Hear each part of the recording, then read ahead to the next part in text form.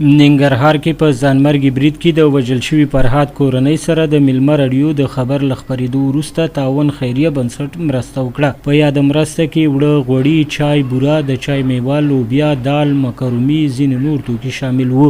یاده کورنۍ وایي دوی له ګڼو ستونزو سره مخ دي او له شتمنو غواړي چې د دوی او د دوی په څیر د غریبو خلکو لاسنیوی وکړي. جلال آباد کې د تعاون خیریه بنسټ له لوري د جګړه ځپلې کورنۍ سره د خوراکي توکو مرسته وشوه. یادې کورنۍ سره د میلمه راډیو د ریپورت له خپرېدو وروسته یاده مرسته شوې چې په ځانمرګي برید کې د وژل شوي فرهاد کورنۍ د دوی له کورنۍ سره د شوې مرستې د مننې ترڅنګ له نورو شتمنو هم د دوی او د دوی په څیر د نورو غریبو کورنیو د لاسنیوي غوښتنه کوي.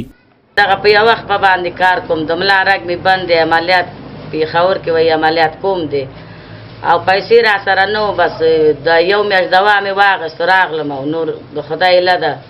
اوس ساړه دي، کارم کولی نه شم، لاړ شم بس یو 100-200 روپۍ راته راکوي او نور ډېر کار کوی نه شم. هغې ته موږ ته خو موږ سره کومک وکړي، موږ سره هغه وکړي، غریب استو د خدای هیلې ته ناست استو، که چا کومک وکړو هغه دی، که چا کومک د خدای هیلې ته مستې ناست. په دې کورنۍ کې د 11 غړو سرپرستي یو ماشوم او د فرهاد رنځوري مور ته ور پر غاړې ده چې وایي کله ناکله د خوراکي توکو د نشتون له امله په نهاره ویده کیږي. حضرت دیر میشه دیگه که خوشی و کار که تو نمیخوری مگه نکده خرج شدی روز از دیر میشه دیگه روز آمد است که تا 3 روز 4 روز هم گوش نشدیم شی نمی باشه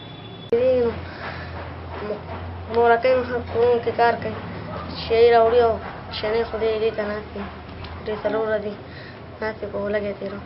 د یادونې وړ ده چې په هیواد کې د څو لسیزه جنګ جګړو له امله ګڼ شمېره داسې کورنۍ شته چې بې سرپرسته پاتې دي او ژوند یې له کړاو سره مخ دی.